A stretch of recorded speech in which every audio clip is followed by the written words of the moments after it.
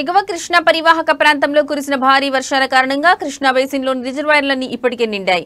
ముఖ్యంగా జూలై నుంచి ఆల్మట్టి నుండి శ్రీశైలం వరకు ఉన్న అన్ని జలాశయాలు నిండిపోయాయి. ఇప్పుడు ఎగువ నుంచి వస్తున్న వరద నీటితో నాగార్జునసాగర్ కు భారీగా ప్రవాహం వచ్చి చేరుతోంది. దీంతో నాగార్జునసాగర్ జలాశయం నిండు కుండను తలపిస్తోంది. నీటి మట్టం గణనీయంగా పెరగడంతో నాగార్జునసాగర్ ప్రాజెక్టు క్రస్ట్ గేట్లు మీదుగా కృష్ణమ్మ పరవళ్లు తొక్కుతుంది. పాలనురగల జాలువారుతున్న ఈ దృశ్యం కనువిందుగా ఉంది. ఈ సుందరమైన దృశ్యాలను తిలకించేందుకు రెండు తెలుగు రాష్ట్రాల నుంచే కాకుండా వివిధ ప్రాంతాల నుంచి పర్యాటకులు భారీగా తరలివస్తున్నారు.